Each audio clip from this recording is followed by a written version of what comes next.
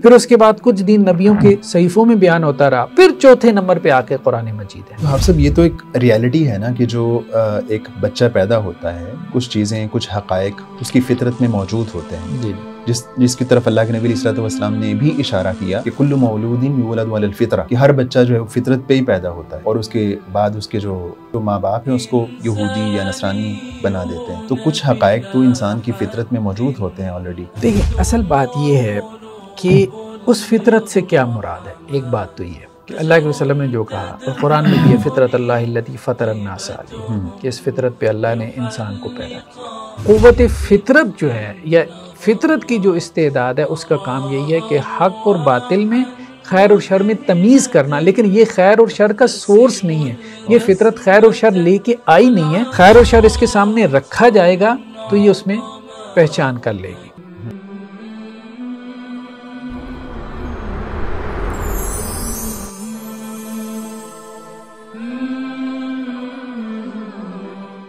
बिस्मिल्लाहिर्रहमानिर्रहीम, अस्सलाम वालेकुम वरहमतुल्लाहि वबरकातुहू। नाज़रीन इकराम, एज़ यू नाउ कि हमारा ये प्रोग्राम गामदी साहब की किताब मीज़ान के ऊपर बेस्ड करता है। गामदी साहब ने अपनी किताब मीज़ान में जो उसूल बताए हैं उन पे हम हाफिज़ ज़ुबैर साहब की आरा लेते हैं। हाफिज़ साहब को जहाँ उनसे इख्तलाफ होता है उसको भी कैटेगोरिकली बयान करते हैं और जहां उन्हें उनसे इत्तफाक होता है उसको भी खुल के बयान करते हैं।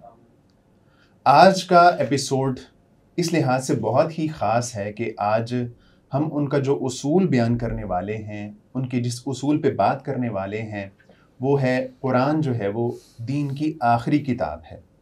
ये उसूल इस लिहाज से बहुत ख़ास है कि इसमें उन्होंने जो उनकी फ़िक्र के अहम बुनियादी चीज़ें हैं उनका इस उसूल में तज़किरा किया है। तो आज इसी उसूल पे हम बात करते हैं।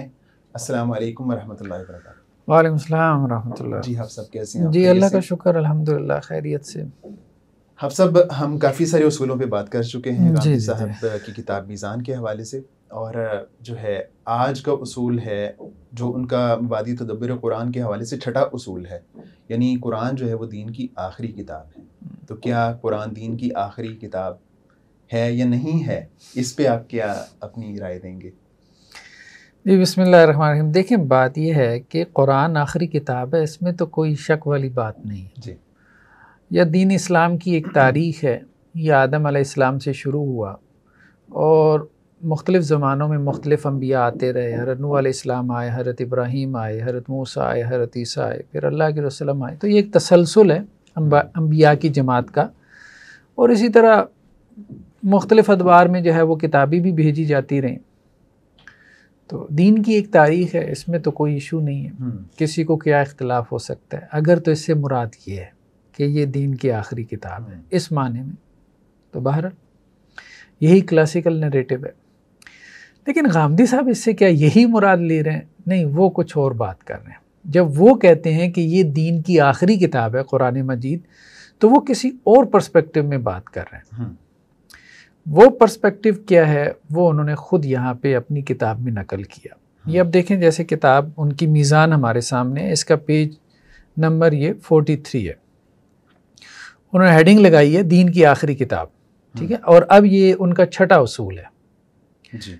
ये मुबादी तदब्बुर कुरान जो है ये उसका छठा उसूल है जो वो यहाँ बयान कर रहे हैं। और उसमें क्या कह रहे हैं? छठी चीज़ ये है कि कुरान जिस दीन को पेश करता है उसकी वो पहली नहीं बल्कि आखिरी किताब है। यानी कुरान जिस दीन को पेश कर रहा है, ठीक है, इस दीन की तारीख़ ये है कि इंसान को जब अल्लाह ताला ने दुनिया में भेजा तो उसके, यानी उससे मुराद क्या है, दीन के बुनियादी हक़ाइक़ इब्तिदा ही से उसकी फ़ितरत में वदियत कर दी है। सही, ठीक है। तो दीन की तारीख़ वो बयान कर रहे हैं कि इंसान जो है वो दीन अपने साथ लेके आया है। ये हम सब तो आपको, यानी इससे तो कोई इख्तलाफ नहीं होगा ना कि जो अल्लाह के नबी सल्लल्लाहु अलैहि वसल्लम पे दीन उतरा उसकी बहुत सारी चीज़ें, बुनियादी बातें हज़रत आदम अलैहिस्सलाम और उसके बाद दीगर अम्बिया के ऊपर भी नाजिल होती रहीं। वो ये बात नहीं कर रहे गामदी साहब, गामदी साहब ये बात नहीं कर रहे, ठीक है।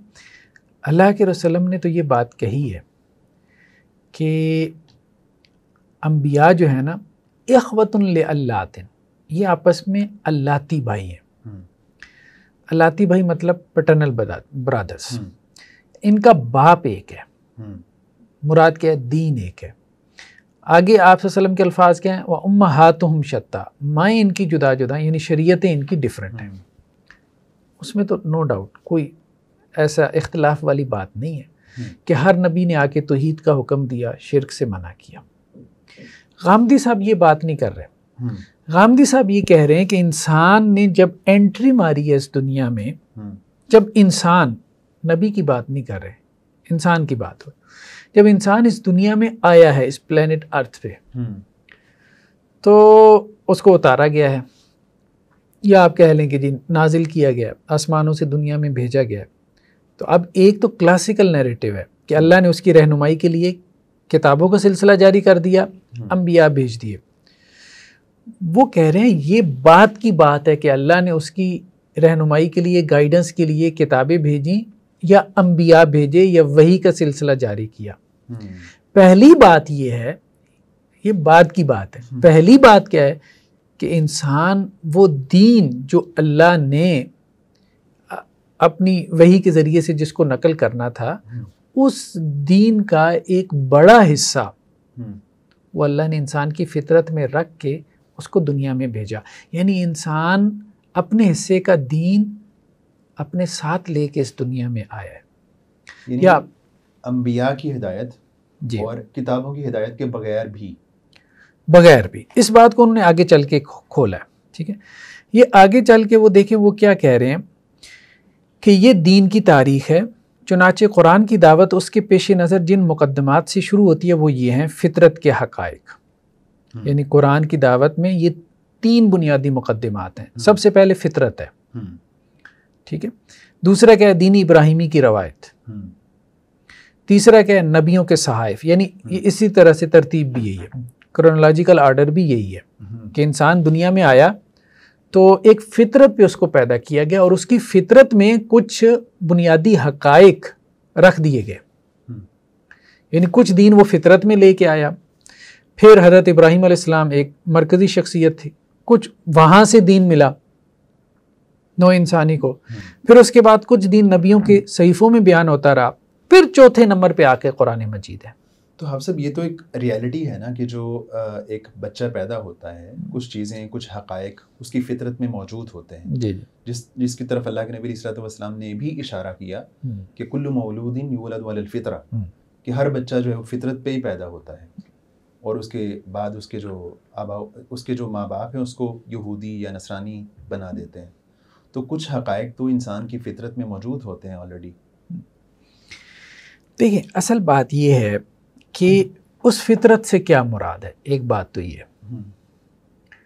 कि अल्लाह के वसल्लम ने जो कहा और कुरान में भी है, फितरत अल्लाह अल्लती फतर अन्नास अलैहा, कि इस फितरत पे अल्लाह ने इंसान को पैदा किया। तो फितरत असल में अरबी ज़ुबान में फितरत से मुराद ये है कि अव्वल, जिसमें अव्वल का मफ़हूम हो।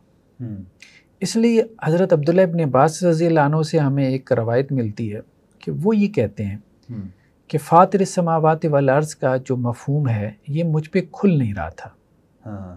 सही। यहाँ तक कि 2 बद्दू मेरे पास आए। ठीक है, यानी जिसकी तरफ इशारा हम पहले भी कर चुके हैं। हैं। पहले भी इस पे बात कर चुके हैं। तो अब इसका मफ़हूम क्या है? फितरत का माना ये है कि जिस हैयत पे अल्लाह ने इंसान को पैदा किया वो अव्वल हैयत। दुनिया में जब इंसान आता है तो उसके वालिदैन की वजह से, उसके माहौल और एनवायरनमेंट के ज़रिए असर उसकी वो हैयत चेंज हो जाती है जिस हैयत पे अल्लाह ने उसको भेजा। अब फिर सवाल पैदा हुआ कि अल्लाह ने इंसान को किस हैयत पे भेजा है। इसको हमारे यहाँ रवायती मकतब फ़िक्र में बहुत तफसील से खोला गया। एक फ़ितरत का मफ़हूम जो गामदी साहब बयान करते हैं या इनसे पहले इस्लाही साहब ने बयान किया, वो ये है कि अल्लाह ताला ने खैर और शर का इल्म इंसानी फ़ितरत में वदियत कर दिया। यानी इंसान के अंदर जो है वो ये खैर है, ये शर है, ये उसके अंदर रख के इसका नॉलेज अल्लाह ने उसे दुनिया में भेजा। दूसरा जो क्लासिकल नैरेटिव है ना, वो ये है कि फितरत असल में कोई सोर्स ऑफ नॉलेज नहीं है। जैसे मुतज़िला को गलती लगी कि अकल क्या है, सोर्स ऑफ नॉलेज है, ठीक है। अब जैसे देखिए ना, हम कहें कि जी दीन के सोर्सेज क्या हैं, हम कहेंगे किताबुल्लाह सुन्नत रसूल है, यानी दीन का सोर्स क्या है, वही है, ठीक। मतलब मुझे दीन कहाँ से लेना है, ठीक है। तो रवायती मकतब फ़िक्र में फ़ितरत से मुराद ये ली गई कि ये असल में मलका है, ये कोई सोर्स ऑफ नॉलेज नहीं है। जैसे मुतज़िला ने कहा कि अकल जो है वो सोर्स ऑफ नॉलेज है, ठीक है, वही की तरह गामदी साहब ने अकल की जगह फ़ितरत का नाम ले लिया कि फ़ितरत जो है वो सोर्स ऑफ नॉलेज है, ये सोर्स नहीं है। मतलब सोर्स आप समझते हैं ना, मिसाल के तौर पे कि जी मैंने अल्लाह का हुक्म कहाँ से निकालना है, ठीक है, तो अब ज़ाहिर बात है वहाँ से निकालूंगा जहाँ अल्लाह का हुक्म है, ठीक है। तो वो बर्तन कौन सा है जिस बर्तन से मुझे अल्लाह का हुक्म मिलेगा, तो वो वही का बर्तन है, वो फितरत का नहीं है। मिसाल के तौर पे एक ऐसा इंसान जिस तक ना कोई किताब पहुंची, ना कोई नबी पहुंचा, ना कोई हिदायत पहुंची, कोई भी नहीं पहुंचा, तो कुछ चीज़ें तो उसकी फितरत में होंगी ना। मिसाल के तौर पे अगर वो किसी जंगल में रह रहा हो तो उसको पता होगा कि मैंने जो दूसरे इंसान है उनको कत्ल नहीं करना, उनको मारना नहीं है, मैंने अपना तन जो है वो कुछ ना कुछ ढांकना है, या इस तरह की बहुत सारी चीज़ें तो उसकी फितरत में मौजूद होंगी ना, चाहे कुरान या कोई भी किताब उस तक ना पहुंची हो। देखिए बात यह है, अभी तो हम ये बात पहले डिस्कस कर रहे हैं कि फ़ितरत से मुराद जो है वो इल्म नहीं है, बल्कि ये एक मलिका है, ये एक सलाहियत है। यानी हदीस में जो बयान हुआ उससे मुराद यही है कि ये एक सलाहियत है। सही। जैसे आपकी क़ुव्वत समात है, ठीक है, क़ुव्वत समात नहीं होगी तो मैं हक़ सुन नहीं सकूँगा, लेकिन क़ुव्वत समात सोर्स नहीं है। आप समझ रहे बात, ये मीडियम है, हक़ को पहचानने का एक मीडियम है। क़ुव्वत बसारत हक़ को देखने का एक मीडियम है, लेकिन हक़ का सोर्स नहीं है। ओके, ठीक है, यानी मैं क़ुव्वत बसारत के ज़रिए खैर और शर में तमीज़ कर सकता हूँ। इसी तरह से फितरत बेसिकली एक मलिका है, एक कुव्वत है, एक इस्तेदाद है, एक सलाहियत है जो अल्लाह ने हर इंसान के अंदर नस्ब कर दी है कि जब खारिज में उसके सामने वही पेश की जाएगी या नबी की दावत पेश होगी और नबी ये कहेगा ये खैर है, ये शर है, ये हक है, ये बातिल है, तो उसकी वो जो पहचान का मलिका है वो उसे फ़ौरन जो है ये बता देगा, पहचान करवा देगा कि ये बात ठीक है। ओके। जैसे क़ुव्वत समात का काम सुनना है, क़ुव्वत बसारत का काम क्या है, देखना है, ठीक है। तो इसी तरह से क़ुव्वत फितरत जो है या फितरत की जो इस्तेदाद है उसका काम यही है कि हक़ और बातिल में, खैर और शर में तमीज़ करना, लेकिन ये खैर और शर का सोर्स नहीं है। ये फितरत खैर और शर लेके आई नहीं है, खैर और शर इसके सामने रखा जाएगा तो ये उसमें पहचान कर लेगी।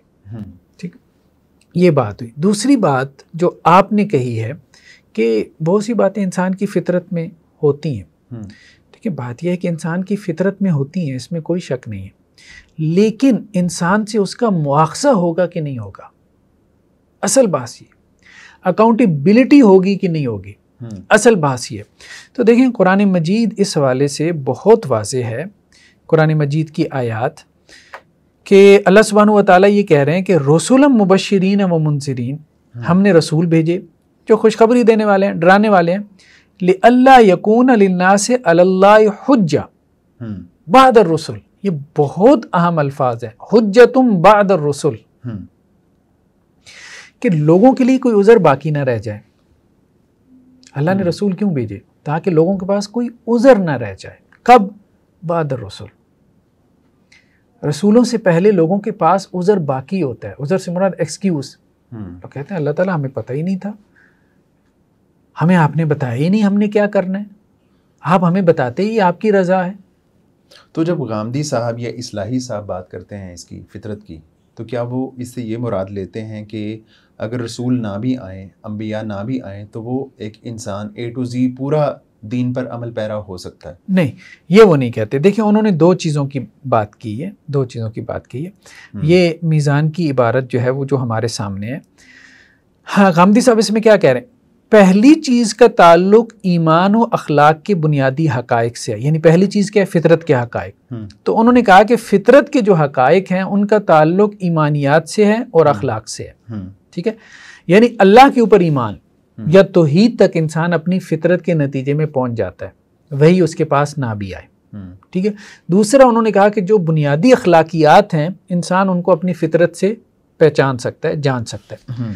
हम इसकी बात कर ही नहीं रहे कि एक इंसान अपनी साले फितरत से तौहीद तक पहुंच सकता है, एक इंसान अपनी साले फितरत से फ़र्क कर सकता है कि ये अच्छे अखलाक हैं, ये बुरे अखलाक हैं, झूठ नहीं बोलना चाहिए, सच बोलना चाहिए, किसी पे जुल्म नहीं करना चाहिए। हम तो ये बात नहीं कर रहे, हम ये बात कर रहे हैं कि अगर किसी तक वही नहीं पहुंची तो क्या उसका मुआवजा होगा, उसकी अकाउंटेबिलिटी होगी। यानी हमने तो कह दिया कि वो एक मलिका है, वो एक कुव्वत इस्तेदाद है। इंसान जो है वो कुव्वत समात अल्लाह ने दी, कुव्वत बसारत दी है, सोचने समझने की सलाहियत दी, तो अल्लाह ताला ने इंसान को दी है ना। तो अब ये जो आयत है ना, एक आयत हमने आपके सामने रखी, इसी तरह ये आयत, अब ये जो कहते हैं ना कुरान मजीद कतियुद्दलाला कतियुद्दलाला है, अब इससे ज़्यादा कती आयत क्या होगी? वमा कुन्ना मुअज़्ज़िबीना हत्ता नबअसा रसूला, हम किसी कौम को अजाब देते ही नहीं हैं जब तक हम उसकी तरफ रसूल ना भेज दें। क्या करेंगे इतनी सारी आयत का? कुरान की कतियत कहाँ आप मतलब लेके जाएंगे? तो एक तरफ आप ये कहते हैं कुरान कतियुद्दलाला है, कुरान कतियुद्दलाला है, तो इससे ज़्यादा कतियत आपको कहाँ मिलेगी कि हम किसी कौम को अजाब देते ही नहीं है जब तक उसकी तरफ रसूल ना भेज दें। मतलब अकाउंटेबिलिटी की बुनियाद जो है, आखिरत में जो मुआवजा होगा, हिसाब किताब होगा, वो किस बुनियाद पे? कि नबी की दावत पहुँच गई थी। ठीक है। अब आप देखें कुरान मजीद में एक और आयत बहुत अहम है, वल्लाहु अखरजकुम मिन बुतूनि उम्महातिकुम ला तालमून शैया, अल्लाह ने तुम्हें निकाला तुम्हारी माओं के पेटों से, ला तालमून शैया, तुम कुछ भी नहीं जानते थे। इसको कहते हैं नफ़ी के सियाक में नकिरा है, और ये अपने उमूम में नस बन जाता है। ठीक है, यानी तुम कुछ भी नहीं जानते थे। हमारे यहाँ फ़िलासफ़ा में भी ये बात पैदा हुई कि इंसान जब दुनिया में आता है तो क्या ब्लैंक स्लेट की तरह होता है, या उसके ज़हन पे पहले से कुछ लिखा होता है।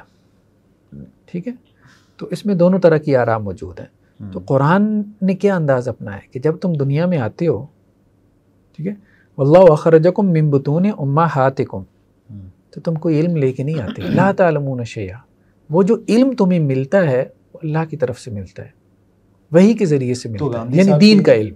गांधी साहब के ओपिनियन में ये बात शामिल है कि अगर कोई रसूल नहीं पहुंचा तो उसका हिसाब किताब होगा। हाँ, वो कहते हैं दो चीज़ों में होगा, एक तो ईमान में, ठीक है, तौहीद रुबूबियत में, ठीक है, और दूसरा अखलाकियात में।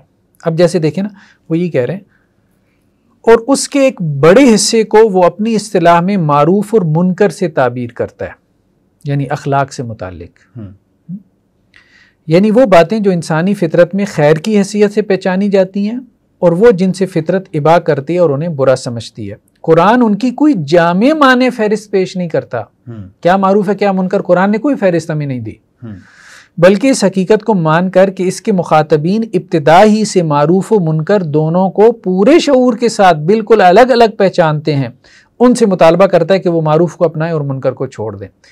यानी कुरान ने ये कहा कि मारूफ को अपनाएं, मुनकर को छोड़ दें, मारूफ का हुक्म दें, मुनकर से मना करें, तो कुरान ने कोई फहरिस्त नहीं दी। क्यों नहीं दी? कि फितरत में शामिल है। कुरान ने जो है वो मतलब फितरत में अल्लाह ताला ने इंसान के रख के उसको दुनिया में भेजा है, मारूफ और मुनकर। अच्छा, अब आगे देखें, इसी चीज़ को उन्होंने जो है वो मज़ीद आगे किस तरह से खोला है। तो कहते क्या हैं कि कुरान का यही पस मंज़र है जिसकी रायत से ये चंद बातें उसकी शर तफसील में बतौर उसूल माननी चाहिए। वो चंद बातों में क्या है? अव्वल ये कि पूरा दीन खूब और नाखूब के शऊर पर मबनी उन हकाइक से मिलकर मुकम्मल होता है। पूरा दीन वही से मुकम्मल नहीं हो रहा। ठीक है, पूरा दीन किससे मुकम्मल हो रहा है? खूब और नाखूब के शऊर, क्या खूब है क्या नाखूब है, क्या अच्छा है क्या बुरा है, उसके शऊर पर मबनी उन हकाइक से मिलकर मुकम्मल होता है जो इंसानी फितरत में रोज़े अव्वल से वदियत है। ठीक है, और जिन्हें कुरान मारूफ और मुनकर से ताबीर करता है। तो पूरा दीन तो मुकम्मल हुआ है फितरत के बुनियादी हकाइक से, मारूफ और मुनकर के उस शऊर से जो अव्वल दिन से इंसान के अंदर मौजूद है। ठीक है, तो शरीयत के जो अवामिर और नवाही तय्युन के साथ कुरान में बयान हुई हैं वो इन मारूफात और मुनकरात के बाद और उनकी असास पर कायम है। अब दूसरी बात क्या है? शरीयत के जो अवामिर और नवाही तय्युन के साथ कुरान में बयान हुई है, कुछ अवामिर और नवाही जो हैं वो फितरत में है, कुछ अवामिर और नवाही जो कुरान में है। अच्छा, जो कुरान में है वो भी उस फितरत के ऊपर कायम है। आप बात समझ रहे हैं? सही, यानी उनकी बुनियाद भी फितरत ही है। हाँ, उनकी बुनियाद भी फितरत ही है।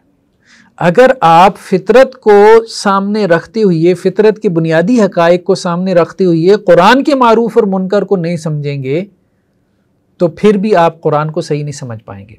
यानी एक बात तो ये बयान की कि मारूफ और मुनकर कुल का कुल कुरान में नहीं है, फितरत में है, कुछ कुरान में बयान हो गया। लेकिन जो कुरान में भी है वो भी आपने फितरत से समझना है। उसके लिए भी गाइडलाइन कहाँ से लेनी है? फितरत से आपने लेनी है। उससे भी रोशनी फितरत से ले। इस पे इस्लाही साहब का एक हवाला जो सूरह नूर में है ना, जो उनकी तफसीर है, अल्लाहु नूरुस समावाति वल अर्द मसलु नूरी, वो देखने वाली है। इंशाल्लाह हम उसको भी देखते हैं। तो हाफ़िज़ साहब, अगर वो भी उनकी बुनियाद भी जो है, जो कुरान में बयान हुए हैं हक़ाइक़, अगर उनकी बुनियाद भी फितरत ही है तो फिर कुरान में उनके बयान करने की वजह वो क्या बताते हैं? देखिए ना, ये आखिरी जुमला हम उनका देख लें। इन्हें छोड़कर शरीयत का कोई तसव्वुर अगर कायम किया जाएगा तो वो हर लिहाज से नाकिस और कुरान के मंशा के बिल्कुल खिलाफ होगा। यानी फितरत के बुनियादी हकायक को छोड़ के अगर आप कुरान को समझने की कोशिश करेंगे तो वो एक नाकिस कुरान फहमी होगी। ठीक है, और जो मुतकल्लिम का मकसूद है वो फौत हो जाएगा। वो असल में ये बात बयान करते हैं, कहीं और जाके उन्होंने इस बात को नकल किया है। इस बात को उन्होंने जो है ना वो खाने की चीज़ों के बयान में जाके खोला है। बेसिकली देखें, जो गामदी साहब ने फितरत का उसूल बयान किया, और पहले भी मैंने बयान किया था कि असल में ये उसूल उन्हें क्यों बयान करने पड़े। तो बुनियादी तौर पे उनका फ़लसफ़ा जो था वो उनके बुनियादी उसूल मीज़ान और फ़ुरक़ान के गिर्द घूम रहा था। वो मीज़ान और फ़ुरक़ान का उसूल सीधा करते करते कि हदीस जो है वो कुरान के ऊपर इजाफ़ा नहीं कर सकती, इस बात को साबित करते करते कुछ उस कॉन्सेप्ट से मज़ीद जो है ना वो कुछ कॉन्सेप्ट्स पैदा हुई है। यानी उस मेजर कॉन्सेप्ट ने आगे बच्चे जनना शुरू कर दिए, उस एक उसूल ने आगे कुछ उसूल वज़ा किए। वो फिर बच्चे इनको संभालने पड़ गए। वो संभालते संभालते कभी गिर जाते हैं, कभी संभल जाते हैं। तो आपके ख्याल में ये उसूल उन्हें क्यों बनाना पड़ा? ये तो बुनियादी तौर पे आप देखें ना, हमने देखा था कि कुरान और हदीस का जब उन्होंने ताल्लुक़ बयान किया था तो उसमें उन्होंने कहा था कि हदीस जो है वो कुरान पे इजाफ़ा नहीं कर सकती। और ये जो बात है कि अल्लाह के रसूल सल्लल्लाहु अलैहि वसल्लम ने इन जानवरों को हराम करार दिया, ठीक है, कुचली वाले दरिंदों को, ठीक है, या चुंगाल वाले परिंदों को, तो वो लोग समझते हैं कि अल्लाह के वसल्लम ने कुरान पे इजाफ़ा किया। वो असल में बयान शरीयत नहीं है, वो असल में क्या है, बयान फितरत है। तो वो एक उसूल, उनको वो अपना उसूल सीधा करने के लिए मीज़ान और फ़ुरक़ान का, मीज़ान और फ़ुरक़ान के उसूल पे इतराज़ क्या आ रहा था कि जी हदीस तो जो है वो इजाफ़ा कर रही है, ठीक है। उस इतराज़ को रफ़ा करते करते एक और उसूल पैदा हो गया फितरत का। अब वो उनको संभालना पड़ गया। अब ये संभलता नहीं है, मतलब सही, हाँ, ये ऐसा बच्चा है कि जो बहुत दफ़ा गोद से गिर जाता है। तो वो हम देखेंगे उसको इंशाअल्लाह से। ये फिर जो बयान फितरत है ये भी फिर एक तरह का इजाफा नहीं बनता? देखिए ना, ये बहुत ख़तरनाक बात है जो ये कर रहे हैं कि अल्लाह का दीन जो है वो साबित होता है वही से भी, और अल्लाह का दीन साबित होता है फितरत से भी। अब उसूल फ़िक़्ह की किताबें अगर आप उठा के देखें, हमारे यहाँ जो रवायती मकतब फ़िक्र है उसमें आप देखें सोर्सेस ऑफ शरीया क्या हैं। सबसे पहले किताबुल्लाह है, फिर सुन्नत रसूल है, ठीक है, उसके बाद इजमा है। इजमा भी कंसेंसस है। कंसेंसस का मतलब भी ये है कि ये एग्रीमेंट, ये जो इत्तेफाक हुआ है ये किताब और सुन्नत के फ़हम पे हुआ है। यानी उसमें भी बुनियादी तौर पे सोर्स क्या है, किताब और सुन्नत ही है कि उसके फ़हम पे, उसकी अंडरस्टैंडिंग पे, किसी आयत की अंडरस्टैंडिंग पे या किसी हदीस की अंडरस्टैंडिंग के ऊपर उसके मफहूम पे इत्तेफाक हो गया उलमा, इसको इजमा कहते हैं। ये एक तीसरा सोर्स हो गया। चौथा जो है वो क़ियास है। अच्छा, क़ियास की बुनियाद भी क्या है, इल्लत मनसूस होती है, बुनियाद तो यही है कि इल्लत नस में होती है, उसकी बुनियाद भी जो है वो नस ही है। तो ये बेसिकली 4 सोर्सेज हैं। उसके बाद के जो सोर्सेज हैं वो इख्तलाफी हैं फिर, ठीक है, वो सोर्स हैं कि नहीं है बाहर। लेकिन कोई भी नहीं कह रहा कि जो है वो अकल और फितरत कोई सोर्स है। मुतज़िला ने ये बात कही थी कि अकल सोर्स है, कि अकल के ज़रिए से आप अल्लाह का हुक्म मालूम कर सकते हैं। ये कह रहे हैं कि आप फितरत के ज़रिए से अल्लाह का हुक्म मालूम करना तो कुजा, आप तो अल्लाह का हुक्म साथ लेके दुनिया में आते हैं, पैदा होते हैं। हालांकि कुरान ने वाज़ेह तौर पे कह दिया कि जब आप पैदा होते हैं ला तअलमून शैया, आप कुछ भी नहीं जानते, आपके पास कोई इल्म नहीं होता। ये तो मतलब दीन के एतबार से दुनिया का इल्म तो आप हम यहाँ दुनिया में हासिल करते हैं, दीन का जो इल्म है वो फिर वही के ज़रिए से आपको मिलता है। और इसी तरह से हमने ये भी देखा कि मुआख़ज़े की जो बुनियाद है आखिरत में, अकाउंटेबिलिटी की, वो क्या है? वो यही है कि अल्लाह का दीन आप तक पहुँचेगा, रसूल की दावत पहुँचेगी, फिर आपकी अकाउंटेबिलिटी होगी। नहीं तो अगर एक जब बच्चा पैदा होता है तो वो यानी उस बिल्कुल खाली ज़हन होता है, तो ये जो आयत है कि फ़ितरतल्लाहि फ़तरन्नास अलैहा, तो इसका फिर आपस में क्या कनेक्शन होगा? हाँ, यही बात हमने पहले भी की है ना कि इससे मुराद क्या है? इससे मुराद वो मलिका और वो इस्तेदाद है। जैसे मिसाल के तौर पे ये देखें, ये खैर इस पे तो हमने अपनी किताब में ना सैकड़ों हवाले जमा कर दिए। अच्छा, लेकिन आसानी के लिए हम चंद एक हवाले देख लेते हैं मुआसिर उलमा के, ठीक है। ये जैसे अल्लामा अनवर शाह काश्मीरी रहमहुल्लाह, ये इसी हदीस की तशरीह में लिखते हैं, कुल्लु मौलूदिन यूलदु अलल फितरा। कहते हैं मेरे नज़दीक फ़ितरत से मुराद बैनी ही इस्लाम नहीं बल्कि इसके मुकद्दिमात हैं। बस फ़ितरत एक ऐसी जिबिल्लत है जो कि इस्लाम कबूल करने के लिए तैयार रहती है, यानी वो इस्तेदाद है, वो सलाहियत है। अल्लाह ने इंसान को इस्तेदाद और सलाहियत दे के भेजी है कि वो हक़ को कबूल कर सके और बातिल का इनकार कर सके। अच्छा, अगर उसके अंदर ये सलाहियत ही ना होती तो उससे पूछगछ नहीं हो सकती थी। बात ये है ना कि अल्लाह ताला इम्तिहान लेना चाह रहे हैं ना, तो उस इम्तिहान में पास और फेल होने की सलाहियत भी तो देनी चाहिए ना। ठीक है, इम्तिहान क्या है? हक और बातिल में फ़र्क करके ज़िंदगी गुजारो, सही, खैर और शर में फ़र्क करके ज़िंदगी गुजारो। अब जैसे देखें यहाँ पे मुफ्ती शफ़ी साहब रहमहुल्लाह, ठीक है, उनका कि फ़ितरत से क्या मुराद है, वो कहते हैं इस मामले में मुफस्सिरीन के मुतअद्दिद अक़वाल हैं, ठीक है। लेकिन उसमें जिसको वो राजे कौल कह रहे हैं ना, वो ये कह रहे हैं कि जी राजे कौल कहते हैं जी सलफ़ का ये है कि इससे मुराद इस्लाम है, लेकिन वो कह रहे हैं कि नहीं, इससे मुराद इस्लाम नहीं बल्कि इस्तेदाद इस्लाम और इसकी काबिलियत और सलाहियत है। यही शाहुल्लाह मुहद्दिस देलवी रहमतुल्लाह अलैह ने बयान किया। इसी तरह अब आप देखें कि यहाँ मौलाना इदरीस कांदलवी रहमतुल्लाह क्या कहते हैं, उलमाए मुहक्किकीन ये कहते हैं फ़ितरत से ऐन इस्लाम मुराद नहीं बल्कि इस्तेदाद और सलाहियत और कबूलियत मुराद है। और हदीस से मुराद ये कि हर बच्चा फितरी और तभी तौर पे इस्लाम के तरीके पर पैदा होता है और उसकी फ़ितरत में इस्लाम कबूल करने का मादा रखा जाता है कि अगर इसको माने ना पेश आए तो बिलाशुबा इस्लाम ही कबूल करे। तो ये बेसिकली तो सलाहियत है, ठीक है, जो सलाहियत अल्लाह ताला ने इंसान को दे के भेजी है, इससे मुराद कोई इल्म नहीं है। अच्छा, इसमें गामदी साहब ने जो दलील बयान की है, असल बात तो ये है ना कि देखें, दलील की बात है कि फ़ितरत में अल्लाह ताला ने इंसान के कुछ रख के भेजा है, तो दलील को ज़रूर डिस्कस करना चाहिए। बग़ैर दलील की बात तो नहीं मानी जा सकती। तो दलील ये दी है कि कुरान मजीद में ये जो आयत है फ़अल्हमहा फ़ुजूरहा व तक़वा, तो अल्लाह ने इंसान का फ़िस्क़ व फ़ुजूर और उसका तक़वा उसके अंदर इल्हाम कर दिया। तो लेकिन यहाँ क्या मुराद है कि अल्लाह ताला ने क्या खैर और शर का इल्म इंसान के अंदर रख के उसको दुनिया में भेजा है, ये मुराद नहीं। अगर हम सल्फ़ की तफासीर देखें, जैसे ये हमारे सामने जो है वो तफसीर तबरी जो है वो खुली हुई है, ये सल्फ़ की तफसीर का बहुत बड़ा सोर्स है। हज़रत अब्दुल्लाह इब्न अब्बास से क्या मरवी है, फ़अल्हमा फ़ुजूरा व तक़वा, वो कहते हैं बय्यनल खैर व शर, कि इल्हाम से क्या मुराद है, खैर और शर को अल्लाह ने वाज़े कर दिया, तबयीन कर दी उनकी। ठीक है, तो तबयीन वो फितरत के ज़रिए भी तो हो सकती है। नहीं, तबयीन फितरत के ज़रिए, तबयीन से मुराद क्या, लितुबय्यिन लिन्नास मा नुज़्ज़िला इलैहिम। ठीक है, ये जो अल्फाज हैं फ़अल्हमहा यानी इल्हाम कर दिया, हाँ, यानी उसके दिल में या उसकी जो है नेचर में ये बात मौजूद है कि वो जो है अच्छाई को बुराई को पहचान सकता है। नहीं, पहचान सकना और बात है, अल्लाह ने वाज़े कर दिया, खोल के बयान कर दिया। तबयीन का मतलब क्या है, किसी चीज़ को खोल के बयान करना, लितुबय्यिन लिन्नास, ताकि आप इसको खोल के बयान करें। ठीक है, एक चीज़ दिल में डाल देना ख्याल के तौर पे, ये तबयीन के लफ्ज़ का इतलाक़ इस पे नहीं होता, ये तबयीन नहीं है। इसी तरह से अब आप देखें कि एक और रवायत में है कि उन्होंने कहा कि अल्लमहत्ता वल मासिया, कि तालीम दी अल्लाह ताला ने इताअत की और मासियत की। ठीक है, और ये बज़रिया वही जो है। इसी तरह अर्रफ़ा, इंसान को उसकी पहचान करवा दी, ये मुजाहिद से है। तो सलफ़ के अक़वाल अगर हम देखें तो वो इस मामले में बहुत वाज़ेह हैं कि इससे मुराद क्या है। जैसे कतादा से क्या है, फ़बय्यन लहा फ़ुजूरहा व तक़वा, कि इससे मुराद ये है, तबयीन है, या इससे मुराद ये है कि उसको इल्म दे दिया।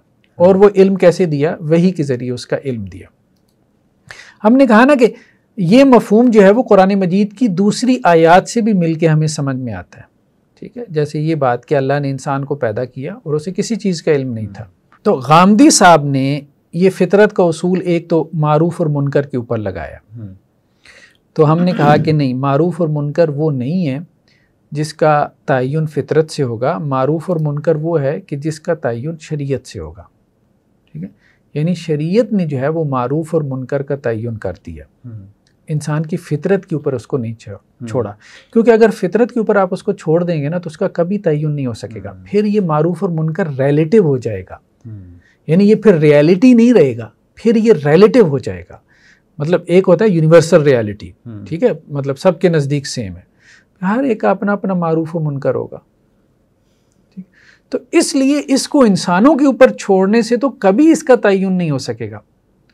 तो ये असल में शरीयत के बाब का मौजू है, ये वही का मौजू है कि वही तयन करेगी क्या मारूफ है क्या मुनकर है।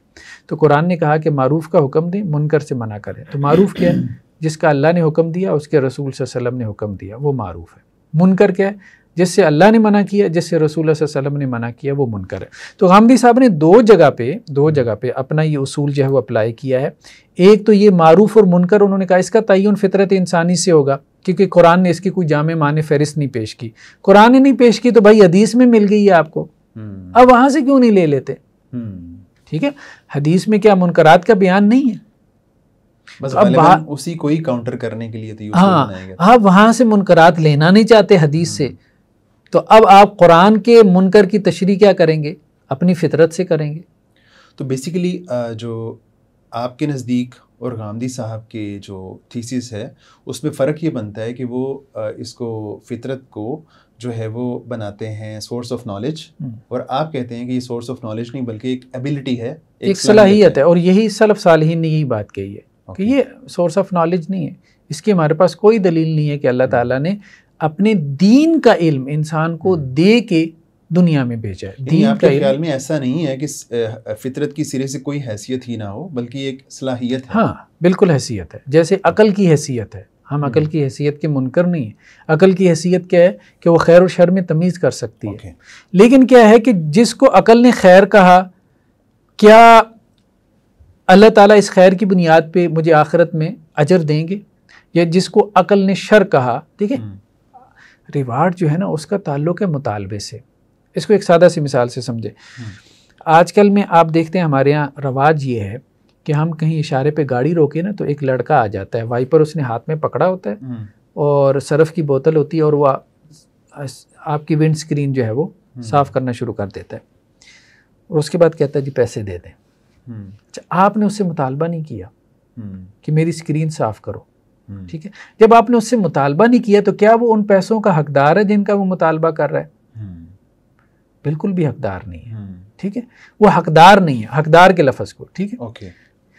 तो बात यह है कि हकदार उस वक़्त बनता है जब आपने उससे किसी काम का मुतालबा किया और उसके जवाब में उसने वो काम किया। हाँ, उसने काम किया और आपने उसको कोई रिवार्ड देना हो, फिर वो हकदार बनता है। तो जब मुतालबा ना हो तो फिर कोई हक साबित नहीं होता।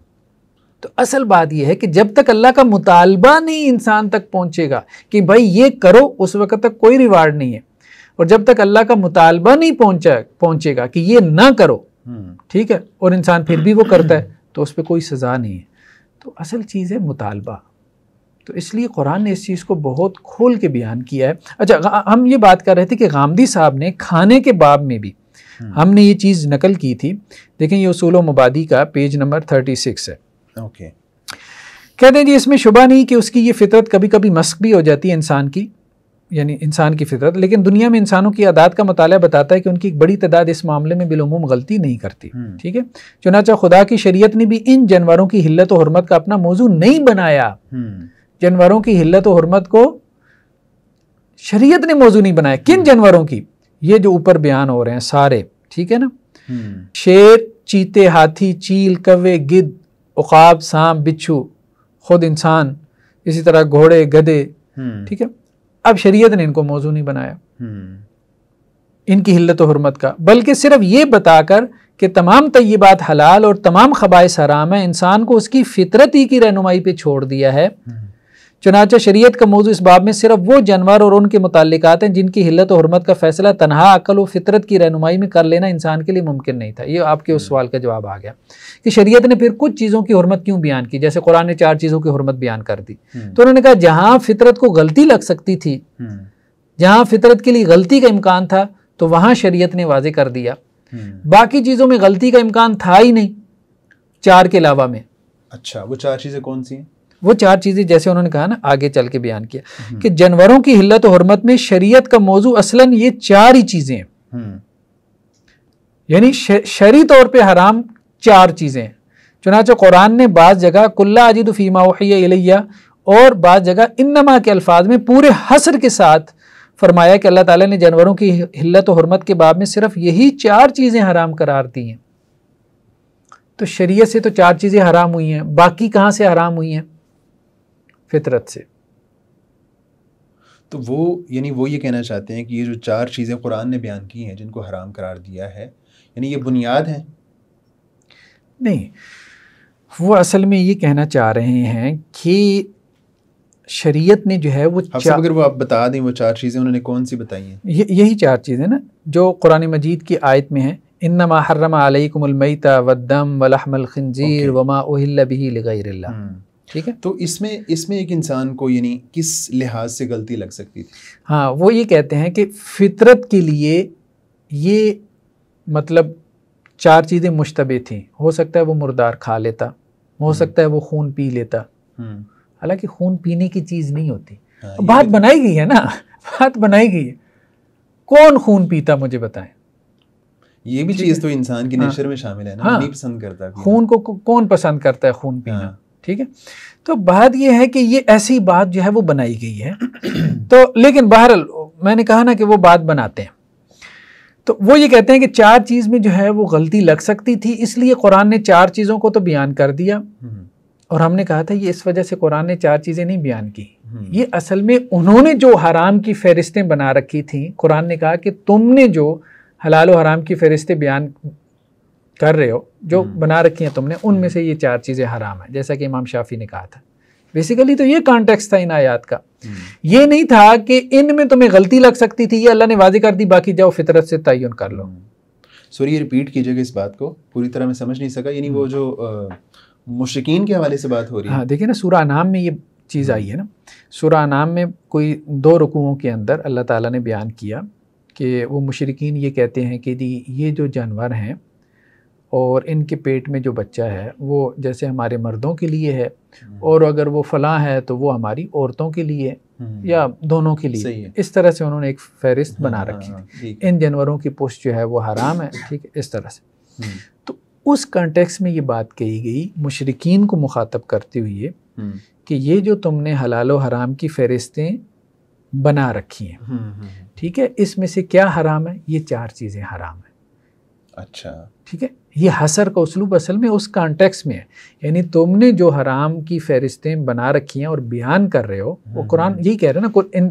इससे मुतसिल पिछली आयत क्या है? कुल आज़करैन हर्रमा मिल उनसयैन, सही, ठीक है, इन दोनों में से एक मुज़क्कर अल्लाह ने हराम करार दिए या दोनों मुअन्नस इन जानवरों में से क्या हराम करार दिया? क्या दलील है तुम्हारे पास? तो वो कहा गया है कि जो तुम जिसको हराम कह रहे हो उसमें से ये 4 तो हराम अल्लाह ने करार दिए। अच्छा, इसमें कोई शक। तो वो उस कॉन्टेक्स्ट में बात हो रही थी, ये नहीं थी कि जी ये कोई जो है ना इसमें फितरत को इश्तिबाह लाहिक हो सकता था, तो इसलिए कुरान ने बयान और इसलिए इन 4 को तो कुरान ने बयान कर दिया, बाकी को इंसान की फितरत पे छोड़ दिया। देखें, बात ये है कि अगर फितरत पे छोड़ दिया था तो अल्लाह के रसूल ने क्यों बयान किया? अल्लाह के रसूल ने फिर क्यों बयान किया? ठीक है, वो यानी वो ये कहते हैं ना कि वो उसको बयान फितरत है, फितरत का एक बयान है, उसकी वजाहत है। फितरत में तो इंसान की फितरत में थी ना। हाँ हाँ, अगर उम्मत को उसमें जो है वो इश्तिबाह लाहिक हो सकता था, उसमें भी इश्तिबाह लाहिक हो सकता था, तभी तो रसूल सल्लल्लाहु अलैहि वसल्लम ने बयान किया, वरना तो मौजू तो अगर वो फितरत का मौजू था तो इंसान की फितरत में थी, तो इंसान की फितरत में नॉलेज था, तो रसूल सल्लल्लाहु अलैहि वसल्लम को बताने की क्या ज़रूरत थी? यानी वो चीज़ जो उनको पहले से हासिल थी वो अल्लाह के रसूल उनको क्यों बता रहे? अच्छा, अल्लाह के रसूल के बतलाने के बाद भी इख्तलाफ हो गया, अजीब बात यह है कि अल्लाह के वसल्लम के बतलाने के बाद भी इख्तिलाफ हो गया फुकाहा का। मिसाल के तौर पे हाथी में इख्तिलाफ हो गया। अब हाथी देखे ना, इख्तिलाफ इसमें हो गया कि ये इसमें सबीयत है कि नहीं है, दरिंदगी है कि नहीं है। जीनाब तो है, ठीक है, उसके लंबे जो है वो दांत हैं, लेकिन वो गोश्तखोर नहीं है। अब सब एक जो मेजॉरिटी है, मिसाल के तौर पे पाकिस्तान के लोग हैं, उसकी एक बड़ी तादाद में लोग ये समझते हैं कि हमें कौन सी चीज़ खानी चाहिए और कौन सी नहीं खानी चाहिए। ज़ाहिर है कि कुछ लोगों की फितरत जो है वो मस्ख हो सकती है, ये आप कह सकते हैं, लेकिन ओवरऑल तो जो है सब लोग पहचानते हैं ना कि हमें ये खाना चाहिए, ये नहीं खाना चाहिए। ठीक है, आपके यहाँ 4 स्कूल ऑफ थॉट खाना चाहिए लाहौर में, 4 स्कूल ऑफ थॉट आपके यहाँ मारूफ हैं, ठीक है, 4 है ना, और चारों के फॉलोअर्स करोड़ों में हैं और दुनिया के हर खित्ते में, और चारों में खाने के बाब में किताब ताम आप पढ़ लें कैसे कैसे इख्तलाफात हैं। अब हशरातुल अर्ज़ मालिकिया के यहाँ क्या है, अलाउड है हशरातुल अर्ज़, इंसेक्ट्स जिन्हें आप कहते हैं उनके यहाँ अलाउड है सारे के सारे, मतलब सांप हो गया, बिच्छू हो गया। इसी तरह आप शवाफे के यहाँ चले जाएं, पानी की हर मखलूक उन्होंने हलाल की हुई है। अनाफ की तरफ चले जाएं तो वो मछली से आगे बढ़ती ही नहीं है, ठीक है, समझ रहे हैं ना बात। इसी तरह हनाबला के यहाँ चले जाएं, वहाँ आपको, अच्छा आपको अजीब बात बताऊँ, हनाबला ने इसको हलाल किया हुआ है, ये जो है जिसे आप हाइना कहते हैं, ठीक है, लगड़ बगड़, सही, ठीक। तो कहने का मकसद, इसी तरह बाद हनाबला के नज़दीक हाथी भी हलाल है। कहने का मकसद ये हलाल और हराम का इतना इख्तिलाफ है, इतना इख्तिलाफ है, यानी कुरान का बयान किया, उसके बाद रसूलुल्लाह सल्लल्लाहु अलैहि वसल्लम की वजाहत आ गई, उसके इंटरप्रिटेशन में भी इख्तिलाफ हो गया। यानी वो है इंटरप्रिटेशन का इख्तिलाफ और उसूली इख्तिलाफ है, मतलब आप उसमें देखें तो वो बहुत लॉजिकल है। जैसे इमाम शाफी और इमाम अबू हनीफा में ये इख्तिलाफ हो गया, अल्लाह के रसूल ने कहा ना कि जी सिबा, जो जिनके अंदर सबईयत है, दरिंदगी है, वो हराम है, जानवरों में से जो दरिंदे हैं वो हराम है। अब इख्तिलाफ ये हो गया कि दरिंदा कौन है। तो इमाम शाफी ने कहा कि दरिंदा वो है कि जो हमला करे। इमाम अबू हनीफा ने कहा कि दरिंदा वो है जो गोश्त खाए। अब बात समझ रहे हैं? तो इस एप्लीकेशन से इख्तिलाफ, और वो इख्तिलाफ तो आप सब अगर जो जानवरों की हिल्लत व हुर्मत का मामला है, इसको इंसानी फितरत पे ना छोड़ा गया होता तो फिर अल्लाह के नबी अलैहिस्सलातु वस्सलाम तमाम जानवरों की एक पूरी फहरिस्त बताते कि तुमने ये खाने हैं और ये तुमने नहीं खाने, ये हराम है। तो अल्लाह के नबी अलैहिस्सलातु वस्सलाम की तरफ से जो है सारे जानवरों की फहरिस्त तो नहीं मिलती, चंद जानवरों की मिलती है, चंद की नहीं मिलती। ऐसा देखिए, अल्लाह के वसल्लम ने प्रिंसिपल्स दे दिए, प्रिंसिपल्स दे दिए, ओके, उन प्रिंसिपल्स की जो है वो तत्बीक की गई है, उनको अप्लाई किया गया, ठीक है, उनको अप्लाई करते ही इख्तिलाफ हो गए। यानी फुकहा जो हैं उनके यहाँ इख्तिलाफात हैं, लेकिन ये इख्तिलाफात किससे पैदा हुई है? नस की इंटरप्रिटेशन से पैदा हुई है। यानी सब इस पे मुत्तफिक हैं कि हुक्म अल्लाह का यहाँ से मिलेगा, ये किताबुल्लाह की नस है, ये सुन्नत रसूल की नस है। यानी इमाम शाफी भी वहाँ से मसला निकाल रहे हैं कि जीनाब जो सिबा में से है, दरिंदों में से जो कुचली वाले हैं वो हराम है। इमाम अबू हनीफा भी यही बात कह रहे हैं कि वो हराम है, लेकिन इंटरप्रिटेशन में इख्तिलाफ हो गया, सिबा की लफ्ज़ की इंटरप्रिटेशन में इख्तिलाफ हो गया। सारा फोकस इस बात पे है, भाई अल्लाह का हुक्म आपको इससे बाहर नहीं मिलेगा, वही से बाहर अल्लाह का हुक्म नहीं है। ये वही है जो हज़रत जिब्राईल अलैहिस्सलाम रसूलों पे लेके आते हैं, बस वाहिद सोर्स वही है। और फिर वही कभी कुरान की वही होती है, वही जली, कभी सुन्नत की होती है, वही खफ़ी। इसके अलावा अल्लाह का हुक्म कहीं पे भी नहीं, आप नहीं पहुंच सकते अल्लाह का हुक्म पे, आप अपनी अकल के ज़रिए से, अपनी फितरत के ज़रिए से नहीं पहचान सकते। तो आप सब ये जो गांधी साहब ने बात की है जो है हलाल और हराम को पहचानने की फितरत के ज़रिए से, तो क्या गांधी साहब और इस्लाही साहब से पहले भी हमारे जो क्लासिकल ज़ख़ीरा है वहाँ कोई इस तरह की बात मिलती है? नहीं, बिल्कुल भी नहीं, बिल्कुल नहीं। वहाँ इख्तलाफात हैं, मैंने कहा, लेकिन इख्तलाफात क्या हैं? नस के फ़हम के इख्तलाफात हैं, नस की इंटरप्रिटेशन के इख्तलाफात हैं। अच्छा, यहाँ पे जो इन्होंने ये बयान किया ना कि जी यहाँ पे हसर है, ये कलमा हसर है कि कुरान कह रहा है कि यही 4 चीज़ें हराम हैं, ठीक है। अब बात यह है कि ये हसर का उसलूब भी इन्होंने सही तरह से समझा नहीं है। हसर बेसिकली 2 किस्म का होता है। एक हसर वो है जो कि हकीकी हसर कहलाता है, और एक हसर वो है जो कि इजाफी हसर कहलाता है। अब जैसे देखें, ये जो कुरान मजीद की आयत है, कुल इन्नमा यूहा इलैया अन्नमा इलाहुकुम इलाहुन वाहिद। अच्छा, पहले जो इन्नमा है इसमें जो हसर है ये इजाफी है, दूसरे अन्नमा में जो हसर है वो हकीकी है। तुम्हारा इला एक ही इला है, उलूहियत को अल्लाह में बंद कर दिया गया, ये हकीकी हसर है। लेकिन ये है कि ये कहना कि वही जो है वो अल्लाह के रसूल की तरफ ही नाजिल होती थी, या अल्लाह के रसूल की तरफ जो वही नाजिल हुई है वो सिर्फ तौहीद की वही नाजिल हुई है, ये हसर मुमकिन ही नहीं है। ऐसे जैसे वमा मुहम्मदुन इल्ला रसूल, कि मोहम्मद सल्लल्लाहु अलैहि वसल्लम वो सिर्फ रसूल है, नहीं, आप सल्लम की रसूल के अलावा भी हैसियतें थी, ठीक है, तो रसूल होना एक इम्तियाजी हैसियत थी। तो कहने का मकसद ये है कि हसर हर जगह उससे मुराद हकीकत नहीं होती, कहीं भी उससे मुराद जो है वो मजाज भी होता है, और फिर वो रिलेटिव जो है वो हसर होता है। और फिर दूसरी बात, कुरान मजीद देखें किस तरह से ये इनके ऊपर बरसा है, मुशरिकीन मक्का के ऊपर, कि कुरान उनको क्या कहता है, वह हर्रमू मा रज़क़हुमुल्लाह इफ्तिरान अलल्लाह, कि जो वही के अलावा किसी चीज़ को कहते हैं कि ये हराम है, वो यही कह रहे थे ना, वही के अलावा कह रहे थे कि ये हराम है, तो अल्लाह ने क्या कहा, इफ्तिरान अलल्लाह, ये अल्लाह के ऊपर झूठ बांधना है, ठीक है।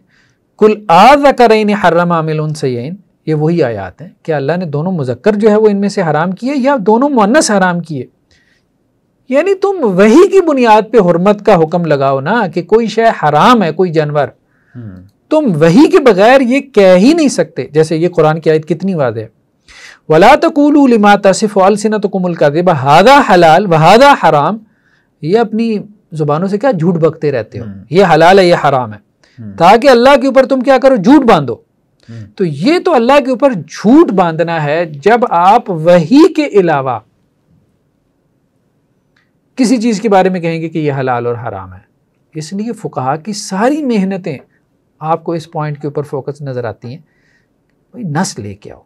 इमाम शाफी ने यही कहा था, नस या नस से इस्तिदलाल, बस दो ही चीजें, सरी नस, यानी वो नस चाहे कुरान की हो या वो हदीस की हो, वो हदीस की हो, ओके।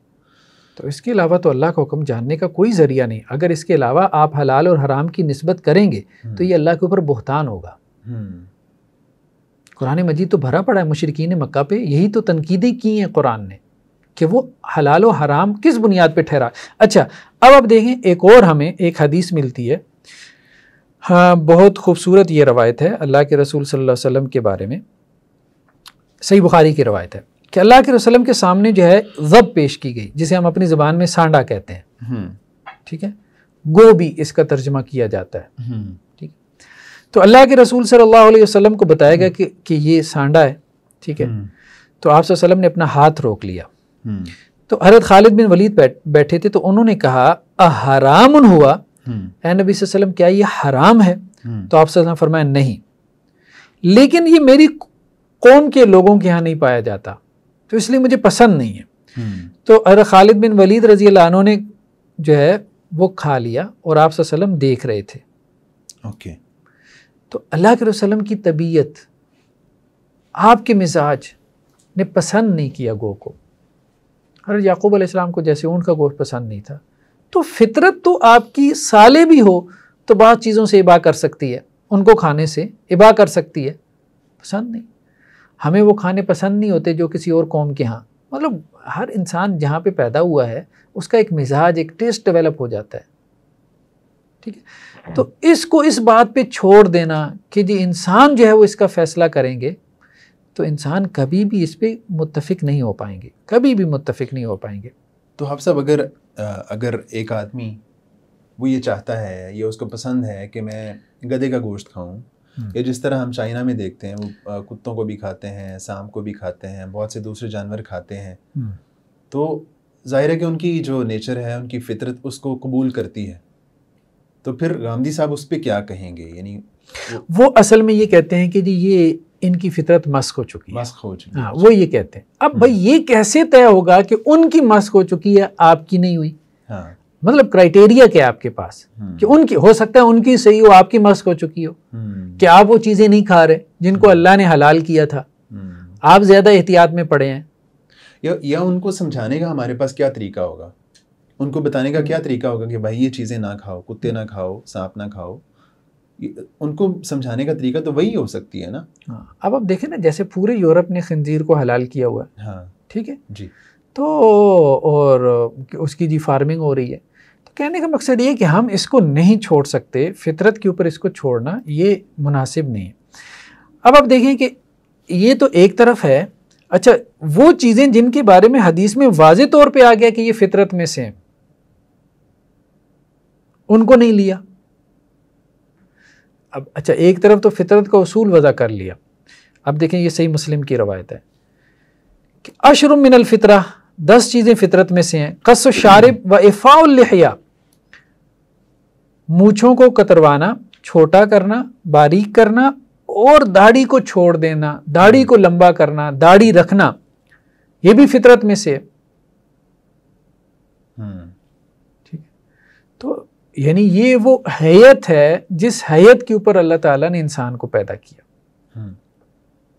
ठीक, तो अल्लाह के रसूल सल्लल्लाहु अलैहि वसल्लम की दाढ़ी थी। फिर ये है कि तमाम अंबिया ने दाढ़ी रखी। ये वही इनकी बात कि सुन्नत इब्राहीमी, हज़रत इब्राहीम अलैहिस्सलाम से लेके रसूल सल्लम तक तमाम अंबिया की दाढ़ी थी।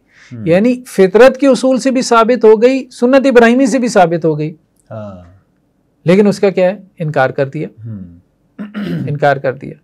लेकिन क्या गामदी साहब ने जो अपने बिल्कुल स्टार्ट में मैंने सुन रखा है या बाज़ जगहों पे पढ़ा है कि दाढ़ी को जो उनकी सुन्नत की एक फ़हरिस्त वो मुरतब की है उन्होंने स्टार्ट में, उसमें दाढ़ी शामिल थी। हाँ, शुरू में उनकी शामिल थी। देखिए, उनकी सुन्नत की फ़हरिस्त में ना काफ़ी मतलब कमी बेशी होती रही है। यानी वो पहले 40 के करीब, ये 40 से ज़ायद थी। हाँ, कुछ चीज़ों को उन्होंने समराइज़ भी किया है, ठीक है, जामे बनाने की कोशिश की है, लेकिन यह है कि कुछ चीज़ें प्लस माइनस भी हुई हैं, प्लस माइनस भी हुई हैं। ये जो गामदी साहब का फितरत का कॉन्सेप्ट है ना, वैसे गामदी साहब अल्फाज में मोहतात हैं, ये बात तो मानना पड़ती है।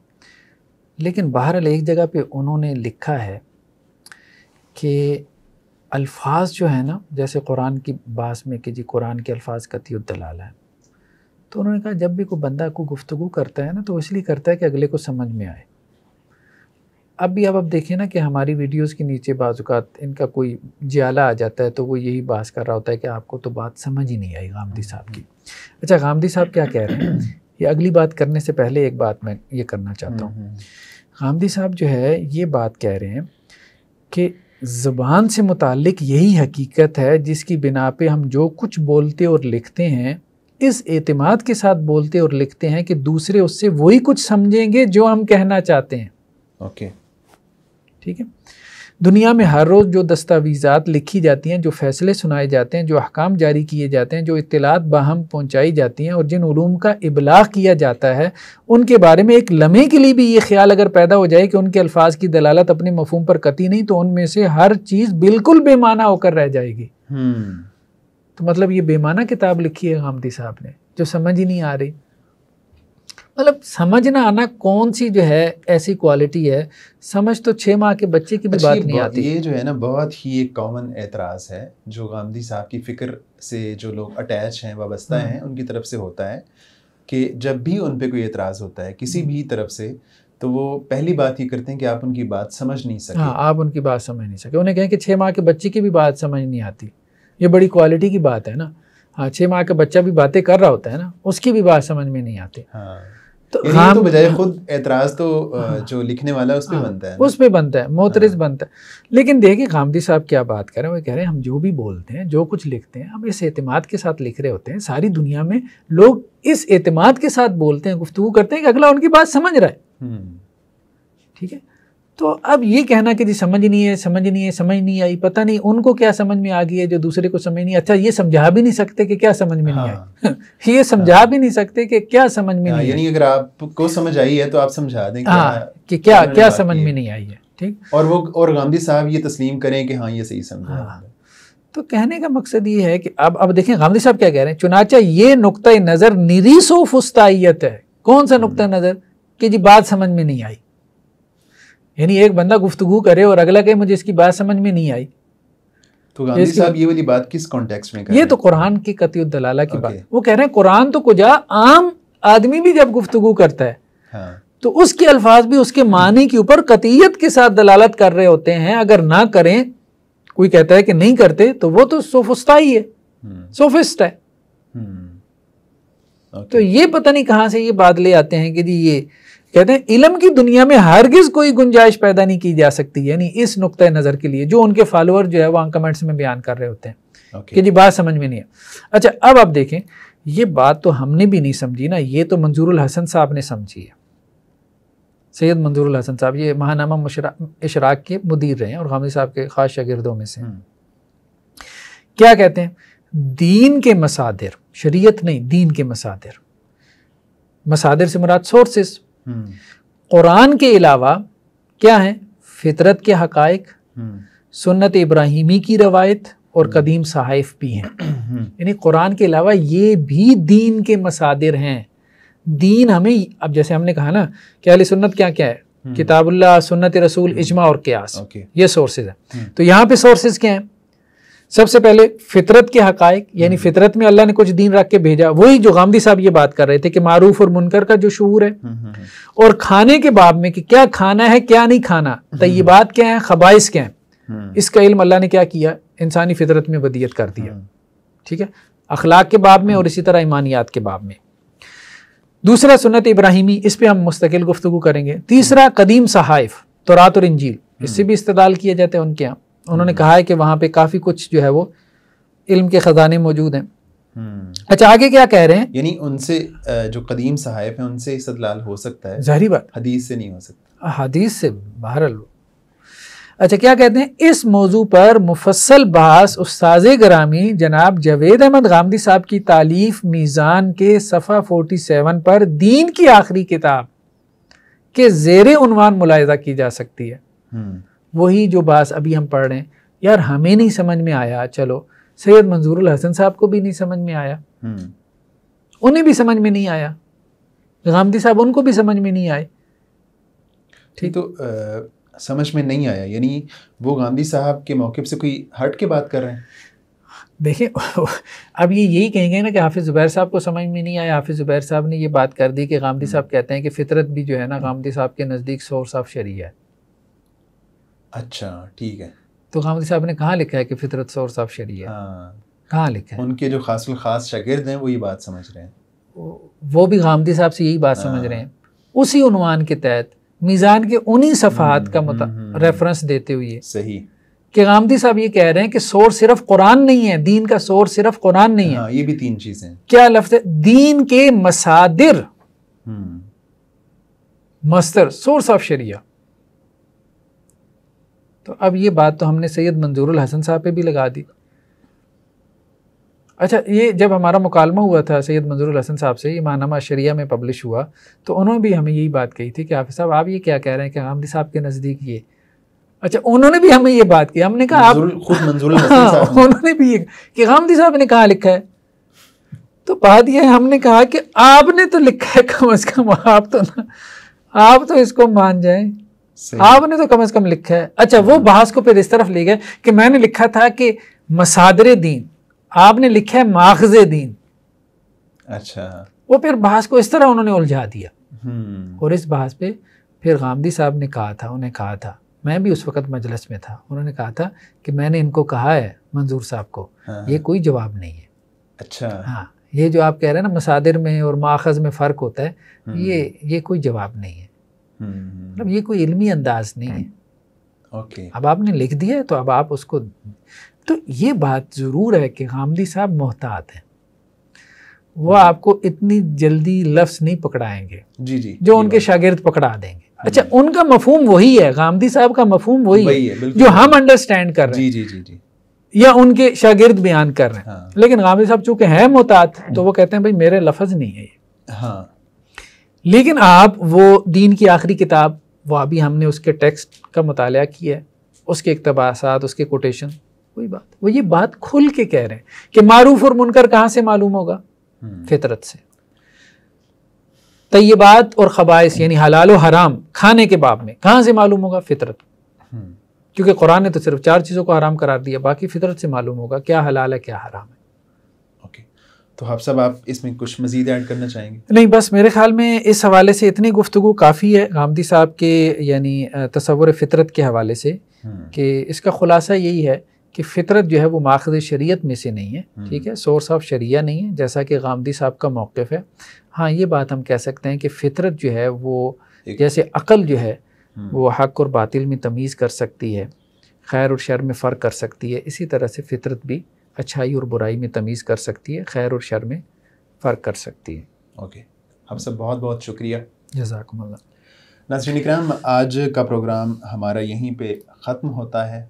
हमने आज बात की गामदी साहब का जो उसूल है कुरान को आखिरी किताब कहने के हवाले से, और इसमें गामदी साहब ने जो है वो बड़ी तफसील के साथ जो उनका उसूल है फ़ितरत का उसको बयान किया है, और उसी तफसील के साथ हमने भी हाफ़िज़ साहब से उनकी आरा ली हैं, और उसका ख़ुलासा हाफ़िज़ साहब ने बता दिया। वो ये कि जो फ़ितरत है वो एक सलाहियत का नाम है, वो सोर्स ऑफ नॉलेज नहीं है, जिस तरह की गामदी साहब का कहना है। आज का जो उसूल है वो यहीं पे जो है वो मुकम्मल होता है। एक नए उसूल के साथ दोबारा आपकी खिदमत में हाज़िर होंगे। इजाज़त दीजिए। अल्लाह हाफ़िज़ नासिर।